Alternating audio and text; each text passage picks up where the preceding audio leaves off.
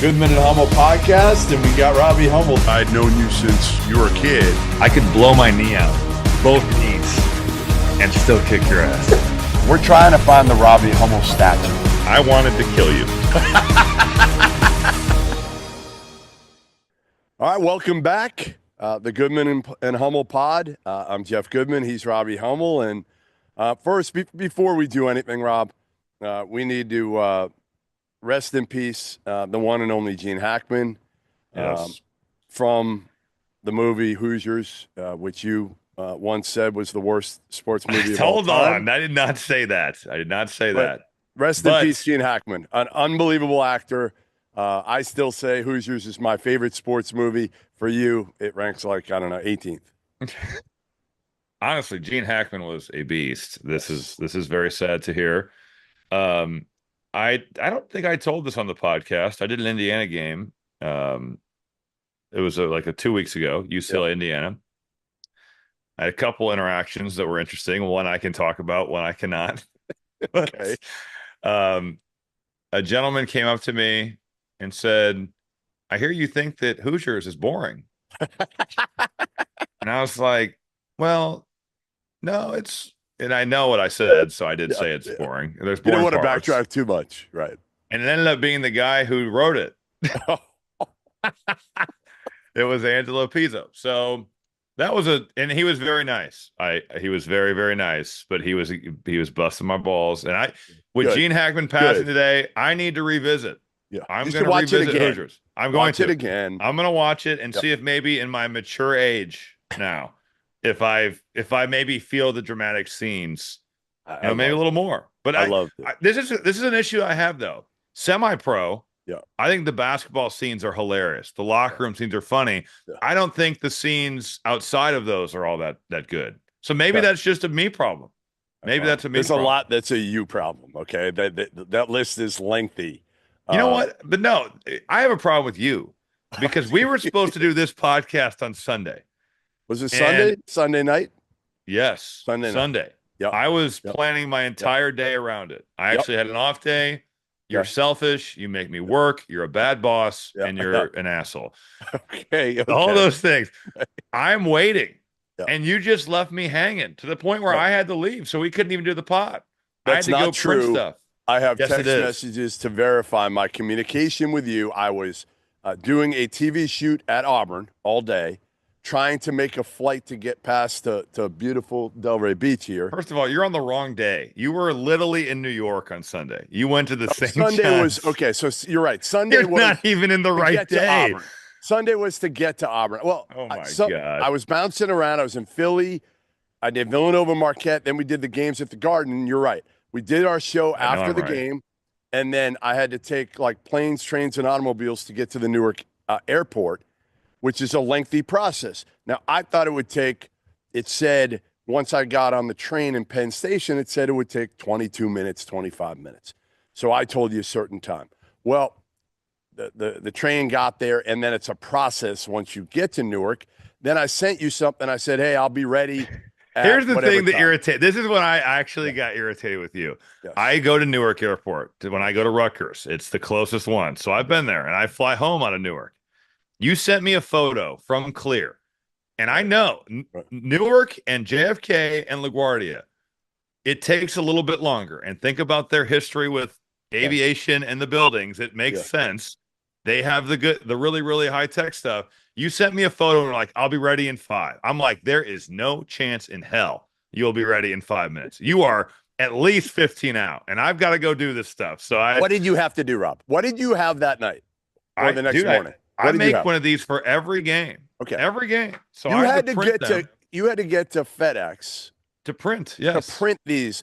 Now, you didn't have a game the next morning. You didn't have a shoot around the next morning. You had nothing the next morning. Nothing. Here's the thing, Jeff. Yes. When you do multiple things in a week, and I know you have probably never done that. You've probably only done one game. Actually, this was pretty taxing for you to go to 2 games in 2 days at Madison Square Garden. So I understand where you're coming from. But when you have 4 games in a week, you try to get ahead. You try to start finding ways to prepare ahead of time. So you don't just roll in there and be like, wow, I've never watched these teams play. Maybe that's how you cover it, though. You know, you probably hadn't watched UConn and St. John's, so. I watched them then, and I saw St. John's look phenomenal in that game. And I'm not sure they're a Final Four team, but if they shoot it like that, right, totally. No, that hasn't been the case all year, but it was just fun, Rob. It was really kind of cool. And you had St. John's. Did you have them earlier this year once? No, I have them next week. You do at the Garden? Marquette. No, at Marquette in Milwaukee. It's too bad because I would love you to see the You can tell on TV. You can tell. Could you?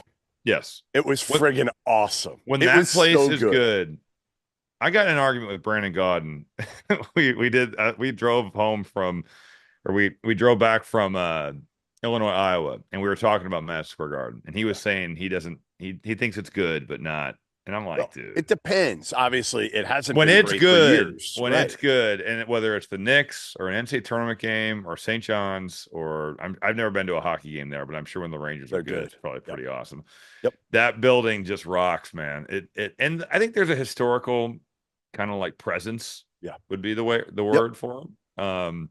You understand who has performed there, who has played there, the games that have gone on there. It is. Boy, it's a cool place. So you could tell. You could tell on TV. All right, let's start with Sparty. You were there last night. Yes. And they played so well most of the game in College Park defensively. And then Maryland made a couple plays late, and it looked like the Terps were going to sneak out one, right? It looked like they were going to maybe force overtime. I mean, right. At the worst case scenario, Gillespie drives. Probably a little too much time on the clock, but maybe not because you want to get an offensive board too, potentially a tip in. So you could argue Michigan either State way. had to play it perfectly, right? Exactly. And give Jackson Kohler credit. He did not mess around when he got that rebound. He flipped it to Holloman, and Holloman buries a 60-footer. Michigan State's defense was really good. Some of it I thought both teams were playing like, their hair was on fire. Yeah. They just were so amped up. The atmosphere. Awesome. Well, it was like 68 degrees in College Park yesterday. Yeah. So it was one of those days where the booze was flowing. Good. You could smell it. Van Pelt was going crazy. You could tell. Yeah, Scott was there. Yeah. The students were ready. But it was alive, man. It was a really, really – that place when it's full is loud and really, really good. Both teams, I think, offensively would say we could definitely be better, but both teams guard. Maryland can guard you, and so can – the thing that's crazy is that Maryland, in order for them to win that game, their starting five has to be great, and they have been great as of late. Like they've played – their bigs weren't good. Their bigs weren't good. And credit the Michigan State front court. Yeah. The kind of like foursome that they throw out there. All those guys contributed, and they made it tough. But I thought the Michigan State guards did a great job of digging down and just making them feel uncomfortable. Really? They weren't doubling, but they didn't feel like they had one-on-one coverage either. Really? And, Queen took some, I think, bad shots. He's not a good three-point shooter. He might eventually be one. Yeah. But, man, late in the game, off really no ball movement. That's not what you want him. No. But when he would get to the rim, they were contesting his shots. Like Zapawa was good in that regard. Kohler was good in that regard. Carson Cooper was really good in defending. So, yeah. All right, let's start. Can we start? Let's start with Michigan State and kind of where you're at with them now. And if you feel like with this kind of surge from Jace Richardson, I love does that put them at a different place than you had them in terms of being a Final Four threat, maybe even? I think so, because it gives them an alpha. It gives them a place. Now, granted, end of the game, they still went to some Jeremy Fears. Jaden Akins had the ball, but he was not bothered at the start of the game by the atmosphere. Everybody else on the floor was. Really? There was like 9 guys that looked like they were like, what the hell? Yeah. And he was just kind of doing his thing. He really was. He's almost in the 50, 40, 90 club. Like that is attainable for him this year. Let's look right after last night. That's insane. He's got to be, let's see. You got Jace Richardson. And he's 30, I guess he's 38% from 3. But yeah, he's doing more than even Tom Izzo thought he would do as a freshman. It's not even close. What was he, like a top 60 player? Yeah, like he was kind of not an afterthought, but a guy that you figured would take a year. One of the things, too, I think we talked to Izzo last night after the game, and I can't believe he called in. You looked like you just got out of bed. I saw it. Who, me or Izzo? You, not him. He looked great. I was ready to go. One of the things you could tell with Tom, and I'm sure you thought this even earlier in the season, I know I did, was like, just don't know if they have enough, right? I was just like, how do you get this back to the culture of destroying people on the glass and running and playing how did he do it? fast? How do you think he did it, Rob? Obviously, retention was key. Yeah, I know how you think he did it in practice. Well, bad. But I think retaining who you want to retain. I'm trying to say this in a nice way. All right, I know what you're trying to say. Retaining the right. There was some addition by subtraction going on. But I think that. But I don't want that to be painted as AJ Hoggard is like a bad teammate. It had run its course. He's not. It's just I think it was time. Vanderbilt seems to be doing well. They can make the NCAA tournament. Yeah, he's a part of that. I just think that they had such a complex. And Izzo always has. I remember as a player watching, and we talked about this, kind of like guys have a dialogue with him. And it's like, man, that's unusual. But he encourages that. Like and AJ Hoggard, he did that. But I do think that with the pieces now, and granted, Hoggard's not a piece of the rebounding. They are just overall a much better rebounding team. Jackson Kohler's improvement is a big part of that. Yeah. Shimon Zapawa's physicality is a big part of that. Carson Cooper has gotten better. So, I just think you've gotten guys better from within. You've, got a point guard who's willing to really push the ball, and Jeremy Fears. The thing that I do worry about, I thought Maryland's game plan for Fears was really good last night. Make him be a scorer. Right. Go under. Yep. Play a deep drop. Do not help. He wants to spray it. Why doesn't everybody do that, though? I think they have. I mean, Illinois was going under. Yeah. I don't think Purdue went under, but I think that the game plan going forward and what it's been has been do not let Jeremy Fears beat you as a passer. Make him beat you as a scorer. Yep. I just, again, when you give Tom Izzo enough talent, and he doesn't have to have the most talent, but he's got a lot of guards who can make plays now, right? Like, that's clearly. I love Holloman, and Akins is I think is a good player that's really fighting his jumper right now. And then Jace Richardson's been tremendous. So you're right. And the bigs just know what they are. And you can they play their role at a high level. You can go to Kohler. Kohler can give you something on a given night, right? And their other guys are big, tough. They play their roles. They embrace their roles. Again, I think some things probably got to go right for Michigan State to make the Final Four. But just the fact that Tom Izzo is in the discussion now when I think we all figured, hey, you know what? This is probably it. I said how do you get it back? Right. How can this return? Yes. It seems like it's so far away. They did a great job, Michigan State did. You lose to USC and UCLA on the road, and you come back and you're down to Oregon like, 10 at half or 12 at half? Things are not going well. They're scoring at will. Yep. And sent that second half on, and then I guess – really, you lose to Indiana in a shocking game, and you're looking at your schedule at Illinois, Purdue, at Michigan, at Maryland, Wisconsin, and they've won 4 straight. That's amazing. Tom Izzo has done a phenomenal job. To me, that says a lot. And give the players a lot of credit, too, right. because keeping this on the tracks when you've lost 3 or 4 and you lose to an Indiana team who at the time was looked at as they're not going to make the tournament. Now, they may now. They're right there. But They've really done a good job of blocking out the noise, and that shot last night was incredible. It really was. So Trey Holloman he's got some toughness. He didn't play his best in the first half, but he made some plays in the second. And he kind of made a bonehead play late there with the turnover, but atoned for it certainly. And all right, let's go to Indiana quickly here and what they've been able to do now. Really, I don't want to say right after the statement came out about Mike Woodson deciding that he's not going to come back for another year. Things were not going well. We know that. And they put out a statement, I don't know, about a month ago now or so, Rob? It was after the Wisconsin game, right? Yeah. So after the Michigan game?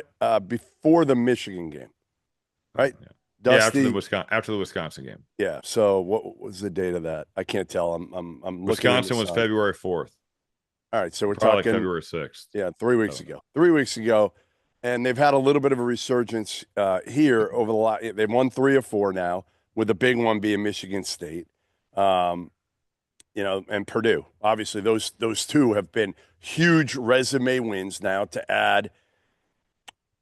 They're in the field as of today, after beating Penn State in a tough one at home in Bloomington, and they finish here at Washington, at Oregon, and Ohio State at home. So none of them are gimmies. Boy, that Ohio State game is massive. They could go 0-3. They could go 3-0. Yeah. They'll probably go 1-2 or 2-1. And I think if you go 2-1, you're fine. If you go 1-2, you probably need to win a Big Ten tournament game. It's just a crazy story. I mean, just a really fascinating story of, your coach says he's stepping down, things aren't going well. And what I think has changed here, Rob, I think the pressure is now off Mike Woodson in a sense that he's saying to himself now, screw it. I'm going to play the guys that play the right way. Well, and last night, they had to play the one big because Malik Reneau is sick. I didn't get to watch the game because of our game, but I thought they played their ass off against Purdue. They did. I really did. They played hard. They defended. They denied. They made Purdue uncomfortable. They did a great job on Braden Smith. But yeah, the one big with Goody at the 4 has been. We've said this all year. I mean, we've said this for multiple years now. Obviously he's gone with the 2 big lineup forever, right? Trace and Race.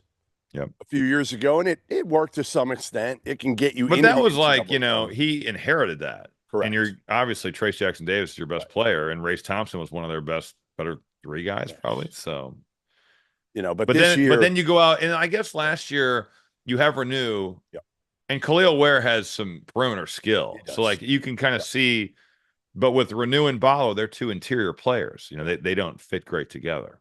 No, and so I don't want to say the best thing that happened, was Reneau being out or getting hurt or whatnot. I don't think you can say that. They lost like 6 in a row without him. They needed his scoring, but they just needed to play him apart. And they need better spacing, number one, and defensively. That's the other part. Without those 2 bigs, is defensively they're able to do a lot more in terms of switching, and again, you're playing guys now. Galloway plays hard. He's got. I mean, the difference with Galloway and Leal, and even Goody to some extent, because there's a connection in Indiana, they have pride in the Indiana program. It's an embarrassment to them that Indiana is not doing well. Well, I think also for Luke Goody, like he played in the NCAA tournament the last couple of years at Illinois. You think he transferred to Indiana thinking I'm going to play in the NIT or the Crown? Right. Hell no. Right. Like he wants to play in the tournament. He's been there. So I think, there's pride in Indiana, but I don't know. I thought they've just played. If they played the way they played against Purdue, from an effort standpoint and like a attention to detail standpoint, I think we would be having a very different conversation right now. Well, that's been the whole issue for them all year, right? It's a few things, right? It's obviously fit and perimeter shooting and all that, but then beyond that, it's also effort, consistent effort. We've seen Umar Ballo has been awesome at times for stretches. Yeah, he has. When Reneau was out, he was playing like 38 minutes a game and doing putting up big numbers. I want to see, to me, I would love to see a matchup of like somehow, I don't know if we can get it, but like an Indiana-Arkansas first 4. Like, give me something like that. Give me something that I actually want to watch. And I think both teams might have they might be playing themselves out of the first 4 at this point. No, I know. I mean, that's the craziest part is Arkansas's come on lately too. And part of it, Rob, is you've got so many opportunities, both the SEC and the Big Ten. There's no bad games. You get so many cracks. Now you could also get just curb stomped. You could get just pancaked on the street. But I'm glad Arkansas. Let's go. My Final 4 pick is still in play. I mean, hanging on by a thread still. It's better than what it was a month ago. I know. I watched a month those guys ago, in that exhibition game. I was like, these guys are the truth here. A month ago, they were hitting the crown. A month ago, they were hitting the crown for sure. Now, at least they have a chance to get in the incident. It doesn't look quite as bad. What else you want to talk about? What else we got? We got Duke, Cooper Flagg. You watched them. You haven't had a chance to watch them a lot. No, I have not. That was the first time. And honestly, Cooper Flagg didn't, the foul trouble, and I guess, Kylan Boswell did a pretty good job defending him in the first half. But then in the second half, you see him and you're like, wow. But it was the physicality. Sion James is a grown man, and like Malawach is a grown man. Knipple, all those guys. Yeah. That looked like layup lines. Yeah. That was like layup lines for them. Illinois could not contain the bounce. They couldn't guard them. And you throw in Cooper Flagg into that mix. I was so impressed. Isaiah Evans, they've got a squad. They could win it all. Yeah, that was impressive. It's them and Auburn are the two Agreed. the two front runners. Yeah. So hey, doing it with youth, I mean, the fact that they're so young, that's and all these freshmen. I mean, that's like 2012 Kentucky. I know 3 freshmen starting that you're going to lean on heavily. But I would say this, Rob, all 3, like said this when I saw them after the game, like they remind me a little bit of just their approach to like Villanova, those Villanova title teams. Oh yeah, like the linebacker guards that they have. That are they don't talk shit. They just go out there and play. Somebody was telling me that it was like the most all business. Yes. Yep. Just all the time. Destroy. Like they were so locked in to just kicking the shit out of Illinois. I will say too, it's not easy to take over for a guy like Mike Krzyzewski, and I will never forget. Shire and I were having dinner after a game in Spain. He played for Gran Canaria. I played for this other Spanish team. We played there. We're on the island right off the coast of Africa where it's at. And we went to dinner after the game, and he was telling me, I think I'm going to leave. And we had the same agent. Mark Bartelstein repped us both. And I'm going to go be Coach K's like assistant, not his assistant coach, like his personal whatever he started with. And I remember thinking, you played for Maccabi, and you're playing for Gran Canaria, which is like a Euro Cup, but like a high level team. You're making money. You're making a good amount of money. You're going to stop. And now you see him, and the demeanor on the sideline, like that job would kill a lot of people taking over for Coach K. And he looks very comfortable and confident, and that stood out to me too. And remember, every year we used to do this. Who's going to replace Coach K? Right, every year we do a list, and it would be, Well, we did a lot. We did who's replacing Roy Williams, who's replacing Coach K. It would always be like Wojo, Chris Collins, Jeff Capel, Tommy Amaker. Like John Shire was never in the list. He was never in the list. Well, he hadn't been a head coach, but clearly they saw something, from his time there, and they were right, man. That's him. The job he's done, and I thought our interview with him was fascinating in the sense of.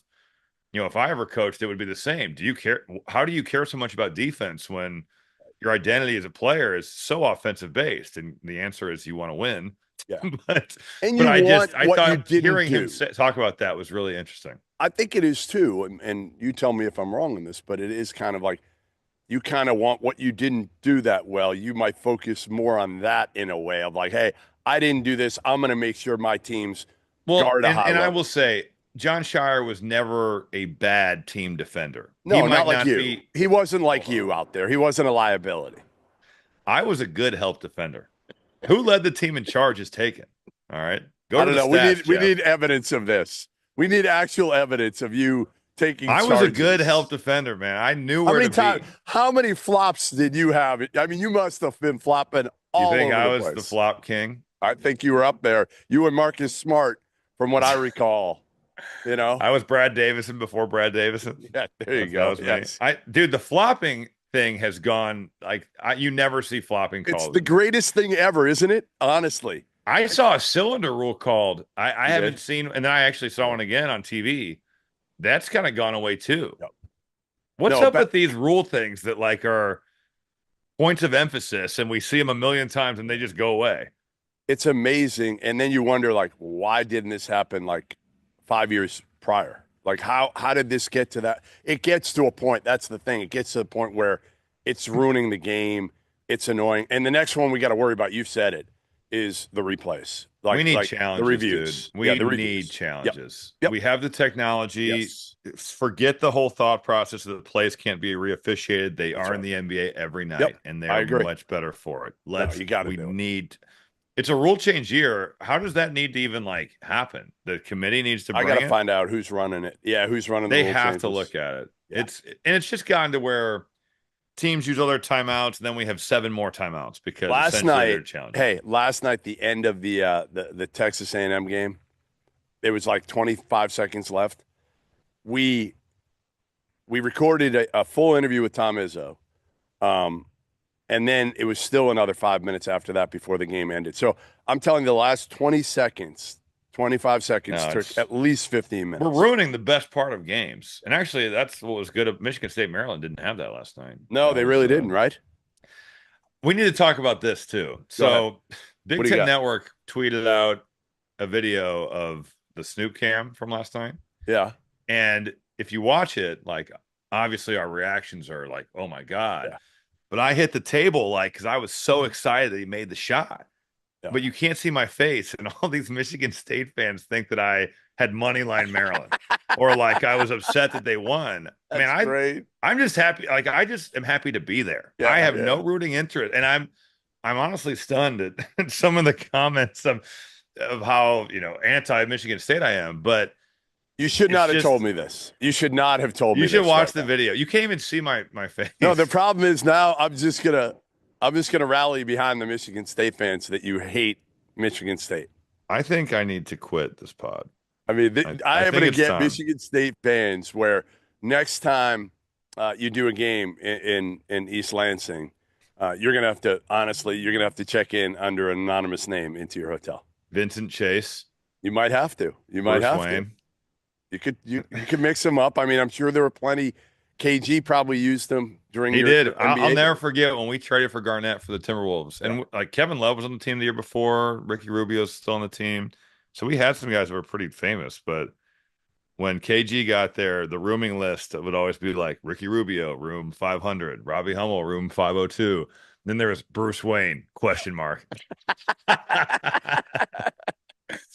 like, all right, this is a little bit different. This is a little bit different. Good. What else you got going on now? You saw. Hey, by the way, you saw a picture of me and my new pickleball partner. I am so after seeing your current physique. Yeah. You've been on vacation, dog. Yeah, I am ready. I just think there is zero chance I can lose to that. I mean, we'll see. Dude, you got to take this seriously. You can't be out here just like. I know. How good is Isaiah? Is he good? He's actually not horrible. Like they downplayed Isaiah Austin. For those that don't know, 7-footer, played at Baylor, was a #1 recruit coming out of high school. Would have played in the NBA. Diagnosed with Marfan syndrome. Man, he talks so much shit. Were you guys partners the whole time? No, we mixed it up. Who else played in this? John Jacobs, their head coach. Their assistants, Todd Abernathy, Jordan Fee, a couple of their GAs and other assistants. So if I ask them, how good are you? If you hit Jacobs, like I didn't play as well. But here's the deal, Rob. We played in Charleston, and I honestly dominated there. Oh, my God. I dominated. Dude, shut up. I did. Dominated. I was very good in Charleston. Like you were Pete Sampras out there. No, I wasn't that good. But I was. Well, when you say you dominated, that's what you think. Like, all right, I was very good. And then the other day, the problem is we go out there, and they're playing on a tennis court. Oh, so God. Here come the excuses. With a tennis net, and also they draw one line that's the kitchen. So the court is smaller. The back line is actually the service back line. So it's shorter. You know what I can't play that power game, Rob. I can't play the power game that I'm going to play against you. The power game is so I'm not thinking when I play you. I don't think either. I never would for do your that. Head. That's what I'm doing. I'm going to aim for your head, and then after that, you will be so rattled you won't know what to do. Jeff, you are not good at sports. That's the thing that I keep coming back to. We're gonna see what happens. We need to have the Olympics at the Final Four because we'll video them. The events need to be this needs to end. But there can't be a 3-point shooting contest. You played basketball. It's got to be non-basketball. I'll give you golf. All right, long drive. Yep. You and Doster did those sissy 3/4 court throws, so I'll win that. I know that. You'll do a football throw. We'll do a football throw. Fine, that's fine. We'll do hitting in a batting cage at what you call it, 80, 90, whatever it is. 90 miles an hour. 80. We'll go 80. I haven't seen a baseball pitch to me since legitimately 2005. So what good does that do? You're gonna have to get in the I'm cage. still probably better. So fine. So golf drive. I'll give you the golf drive. You'll win that. Yes, I will. You will win that. You play golf 1,000 times a year. We know that. It's a man's like sport. You're counting down the days. Admit it. You know how many days are left right now till the Final Four. I know you have a count going. Jeff, I on the plane home today from DC, I counted how many games I have left, and I still have a lot of games left. How many days left till the Final Four right now? It's probably like 37, 36. Yeah. You know. Don't say probably. I don't know the days, but I do have something in your right now in your office. The crazy thing is, though, that I have over 30 games remaining. Because you've got now, granted, it's easier travel wise, but I'll do 3 at the Big Ten Tournament Wednesday, 2 on Thursday, 2 on Friday, 4 at the first day of the NCAA Tournament. 2. Some of these days coming up are you doing the Crown or no? Yeah, I'll do. You got the Crown. You're going to Vegas then? Just the first 2 days. The first 2 days of the Crown. How many teams are in the Crown? 16. Okay. And then I'll be at the Final Four doing those. So. Yeah, we'll have to get Scott Drew, see if we can get a court. But some of us work at the Final Four. You just go and hang out and do some podcasts and party at the parties. Well, we'll have to figure out a time. But look at where you're at now. I mean, there's no college basketball games down there. There actually is. I could go to North Texas FAU tonight if I want. Will you? Probably not. No, I will not. Yeah, exactly. You're not going. I saw FAU actually last week. So Wichita State FAU last week. I will be at the driving to Charleston Saturday. We close on our house Monday. Wow! Congrats. And then I got SEC tournament, which is going to be awesome. That will be sick. It's going to be honestly the SEC is going to be amazing. But I was messing around with that. Somebody, I don't know who made this, but the Big Ten, some guy made this. Like simulator where you can pick the games and it will like chug out the seeds. Yeah. With the 3 bottom teams, not that they're bad, everybody's good, but the matchups kind of get moved up a day. Yeah. If that makes sense. So like, Wednesday, there's still good games, but like Thursday is essentially like Friday from before. And Friday kind of becomes like the semis in terms of who you probably will see. Should be loaded. Right. Yeah. It'll be really good. Both those SEC, same thing. Like those 2 are going to be great. There should be a lot on the line. I was kind of hoping Arkansas would have to play its way in through the SEC tournament. What a shocker that you would root for that. No, I'm not rooting against Cal or those kids at all. I like those kids. Honestly, I love Nelly Davis. Love him. Yeah. And I'm glad he's playing well and glad that he's hopefully going to get back to the tournament. Same thing with Trevin Brazil, who I've known. Great kid. I just think it would have added such a level of intrigue to that tournament if you had, say, Texas, Oklahoma, Arkansas, Georgia, all going in, Rob. And they're all going to go in. Listen, I don't know if any of them are going to be like completely safe where they're thinking. Yeah, they're going to feel like we got to win a game. Correct. To even get out of maybe the first 4. Right. Like if you're Arkansas right now, some people have you in the field, some people have you in the first 4. You got a few games left. What can you do at the end here? Right. And the crazy thing is they won last night without a Duthero, their best player. Yeah, that is their crazy. best player. So I do think, it's getting back to the Big Ten, the 3 teams not making it has added a layer of intrigue. It's like relegation overseas where like, okay, the playoff race is interesting. The seeding race is interesting, but also, over there, you're getting sent down to the 2nd division. Here, you're just not making the Big Ten tournament. But the thing about the conference tournaments, they do provide hope. You have hope that you can ride the NC State heater. Yeah. And, the Big Ten has kind of taken that away from the bottom 3, but that's why, you're playing for that, to have hope. So, all right, can I ask you one final question regarding the Indiana coaching opening? Sure. All right. So I have been out there publicly saying I would like them to go after TJ Otzelberger. Listen, I have some skin in the game here, right? What's that? Hire the right guy. Your daughter is there. Yeah, I get to see my daughter more. Gotcha. Yep. So that's all. I'd like to be able to justify getting out there, for a good team. Yeah, those expense reports will hit Rob Doster where they hurt, if you're going out there more. No question. He won't know what hit him. I just think TJ checks a lot of boxes. I don't know if he takes. What's his buyout? $4 million now. Oh, I thought it was like way more. It was. He redid his contract. It's now $4 million according to my sources. So the question is, will he take it? You know, he's got twins that are 10. He's got a 6-year-old as well. No, the bubble at Bloomington is real. We know that. There's a lot of pressure. We're at Iowa State right now. I don't want to say there's no pressure, but no, there's pressure there. I mean, they have expectations. But he can have an off year. Yeah. He's built up so much equity. He could have a bad year next year, and nobody would say, hey, you know, is he the right hire or anything like that. Right. Greg McDermott, 60 years old at Creighton. Yep. Obviously, his offense has been insane, very eye-pleasing, but he's 60.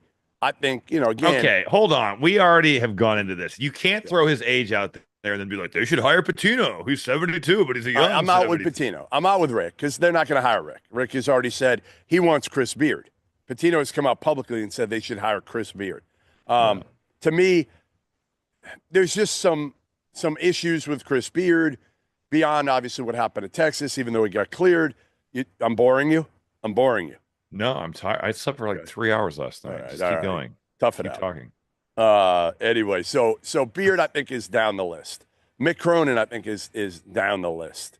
You know, you get some Mark Byington's buyout is like $12 million.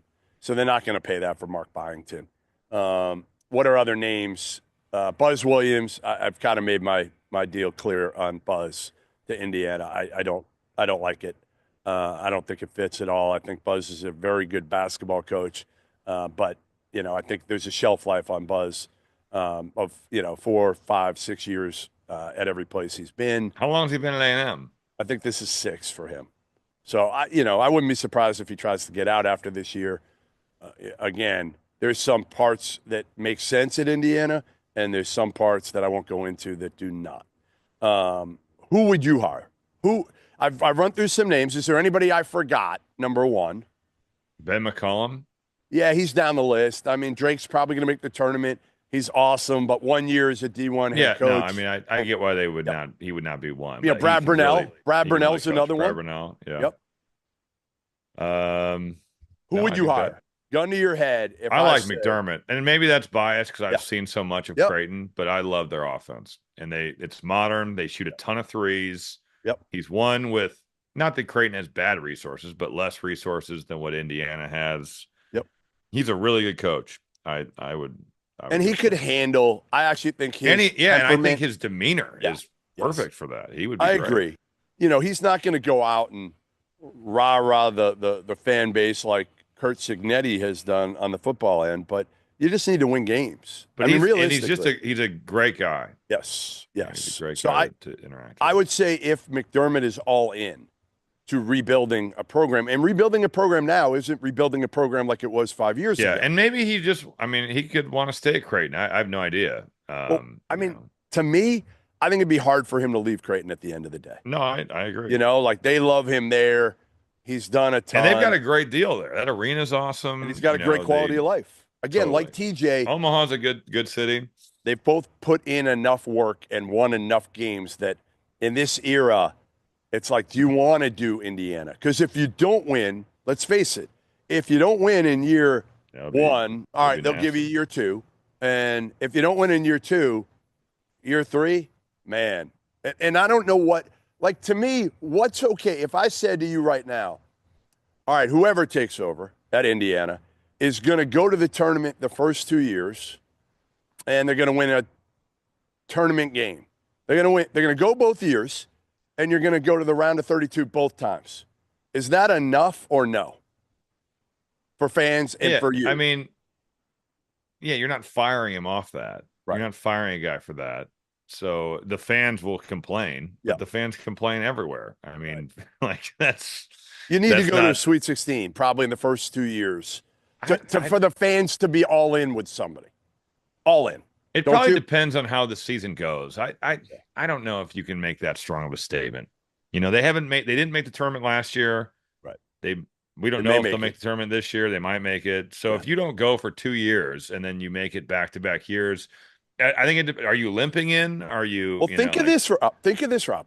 Mike Woodson at the end of 4 years might have gone to the tournament three times. I know, which is and crazy. basically got run out.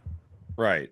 But Indiana hasn't been to the second weekend since they lost to Syracuse. So, like, let's not act like they've been going. No. Again, I think, to me, it would be in your first 3 years, if you go to the tournament all three and you get to the second weekend at least once, they're going to feel pretty good about the future of the program and where it's heading, right? You want to go every year. At Indiana, with that money, with those resources, with that fan base and that home court advantage, you should be going almost every year if you have the right people at the top that are. Indiana should be going to the tournament yearly. Right. That should. I mean, there might be a one-off once in a while. Yeah, totally. But like Purdue, most years, Indiana, those top jobs. If you're in a top 20 job, which Indiana is, Purdue is, North Carolina we know is, Arkansas is, then you should be going almost every year now, because you're going to have the financial resources. Well, and you have the quad one opportunities to go. Other than ACC, you don't have a lot of them. Don't. Right, they don't have them. But I'm talking. But the SEC and the Big Ten and the Big 12, you do every year. Big 12 not as every much year this year, but you should be in the mix. What do you think of Bill Self telling me that there was some speculation? I had heard that a couple of different places that retirement was on the board. So he told me. We talked for a while. And obviously, he's got arguably the best player in the country coming in next year, Darren Peterson. Who's a combo guard, big, strong, like talented. I was hoping to see. I'm doing the Nike Hoop Summit after the season. He's not Nike. It's all Nike players, right? Yeah, he's not a Nike. I was hoping he'd be playing, but he didn't play overseas. He didn't play in the under whatever team, under 18, with all those other guys. So I think Bill Self's. I just don't see Bill Self. It's funny. On one hand, I asked the question to somebody. I said, would you be surprised if Bill Self retired? And anybody in the 60s right now, I wouldn't be surprised. I wouldn't be shocked. Anybody right now. Maybe Bruce Pearl, because he's got it going. But for the most part, most of those guys, I wouldn't be shocked. But like Bill Self's just wired differently. He's wired differently that I think he may think about it every year of like, do I really want to do this again? But then I think he'd think about like, I need this. Like, I need this. I need this competitiveness. I can't do what Jay Wright did and go do TV yet. And I can't do what Tony Bennett did and just, lead a normal life. Right. No, I think that's probably fair. And when you watch his teams play, maybe this year's not a good example because they stink, seemingly. Man, he can coach. And the way he does stuff after timeouts, he'll triangle to you, he'll zone you, he'll do whatever. He is. Yeah, what did he run at you? Triangle two. Triangle two on Robbie Hummel. Like when you're on fire in the first half, you gotta put that shit out, Jeff. Hey, I gotta tell you before. Or go ahead. You were so excited when you saw that. On one hand, you were pissed off. When I saw the zone. Right. I hadn't been triangling two since high school. Why would I be excited about having three defenders looking at I know you. You were like, man, this guy really respects me. In the heat of the game, I was not thinking, ooh, Bill Self respects me. Yeah, that was after the game. You were after the game. I was devastated. I still am upset about losing to them. What were you gonna say to end this? Yeah, I want to tell a story. I got to do a game with Bill Raftery last week, and first of all, Raf has been phenomenal to everybody. I think I've never heard anyone say anything bad about Raf. Nope. And doing the game, we're sitting at the table. That's the first game you've ever done with him, Rob? Yes. It's a three-man booth. Me, Benetti, and Raf. Yep. And I don't want this to come off sounding the wrong way, but I want to illustrate how good of a teammate Raf is. Yeah. And even if he didn't mean it, it was just, but anyways, we're sitting at the table. It's like 2 minutes before the anthem. And he kind of looks at me and he goes, Robbie, on this broadcast, just take it wherever you want and I'll follow you. Yeah. And I'm like, no, you take it wherever you want and I'll follow you. Right. Because even leading up to this game, I talked to a couple of people that have worked with him, and just because I wanted it to be where I was like, this is Raf's deal. Yeah. But I don't want to be invisible. How can you walk the fine line of being, I am respectful to what he has accomplished and how good he still is and what he does, but also not just be like, is he even on the broadcast? That's kind of a tough thing to walk. And, when I kind of push back on what he said, I'm like, no, you take it. And he looks at me and he smiled and he goes, it's just like two buddies watching the game, having fun. That's what we're doing. Yep. And for him to say that, it put me so at ease before. Cause I'm like, I don't need to worry about stepping on his toes. I don't need to, like, he doesn't care. Yep. And at the same time, like, this dude calls the Final Four. This dude has called high major college basketball for 40 years. He's been on Big Monday. Like, I thought it was so awesome. Yeah. And it really says a lot about him that even if he is going to still do his thing, just for him to say that, because he understood, like, it will make the TV broadcast better. It was a really, really cool thing for him to do. And having said that, I will say this, that there are a lot of guys in the business that are not like that are all about them, that have an ego. They would just be like, just get out of my way. Yes. Just let me do my thing. And Bill Raftery is as good as it gets of a human being. Totally. He's funny. I hope he, again, I don't even know how, I think he's in his 80s now. Yeah. But he still sees the game really It's like well. Hubie Brown. It's kind of like Hubie Brown, right? Like Hubie, I was like, all right, I know this dude's getting older, but like, I learned something. No, I learned awesome. something that's what I want. Like, I want to be entertained, which Raf does. We know that. He messes around, has fun with it. But, like, you learn something every time you're listening to Bill Raftery. And the three of you, I hope they do that more often. I still say, to me, in my opinion, Jason Benetti I think he's the best college basketball play-by-play guy out there. I will say that. You could definitely. And there are a lot of good ones. Totally. But I think Jason's as good as anybody out there. Because, again, he's witty. He's funny. He's willing to take it wherever. Yes, he can go wherever. Fear.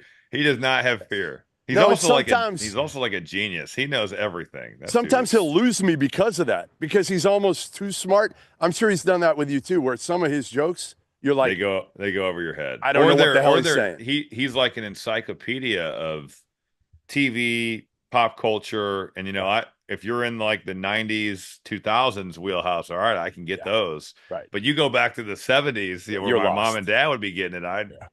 Some of those things, not so much. But no, it was a blast. It went by so fast. And then the game was awesome. The game was great. But. All right. Well, listen, thanks to everybody for joining us. Goodman and Hummel podcast. Rob has now threatened to quit the podcast 52 times this year. We gave him a raise. I think this might be the end. He admitted. You know what I'm calling this, actually, Jeff? This is the last dance. This is the last dance. That's what this has been. I hope you enjoy it, because we don't know. We don't know. We'll have a new contract at the end of the year. I think your people will talk to Rob Doster's people. And we'll try to figure out some sort. I don't know. Just what kind of conduct do I have to do to get fired? Like, how could I get fired from this, but still maybe keep my other job? I'm not sure. I'm not sure how that you'll have. Like, if I assaulted Rob Doster at somewhere, would that get me fired? So last night on our show, I said that he was saying that Missouri is a dark horse Final Four team for him, and I said, if Missouri makes the Final Four, I will get a shirt made and wear it at the Final Four that says, I'm Rob Doster's bitch. You won't, though. Oh, I totally will. That's BS. No, you won't. I wore your thing. No, you won't. Don't even jersey. Don't even say it. You the bet was you would wear it everywhere. True. You never found. No. I'm going to tell Rob, don't take that bet, because you are not a man of your word. You literally did not do it. I wore it to the pump party. Literally, I wore it, and then somebody else, I think, picked it up and wiped their ass with it at the end of the night. I took it off, I left it there, and I saw somebody pick it up, and then they had it in the bathroom. So I don't know what they were doing with it. Man, maybe they'll take your rec league jersey and do the same one day. Maybe I'll wear that if I ever lose to you. Just get your arm loose. Get your arm loose. That's all I know. I'm ready. I don't even need to. I don't even need to warm up. I hope your lessons with Glenn Hummel on the pickleball court come in handy, because I'm ready for you. I'm ready for you in San Antonio. I'm going to call Scott and Bryce or Homer. I think it was Scott and Homer last time. And we're going to see if we can find a court in San Antonio at some point that is convenient to you, Robbie Hummel, because it is all about you, your schedule, and Well, I'm the star of this pod, so it should be. Definitely the star of the pod. And with that, we'll see you next week. Thanks for joining us.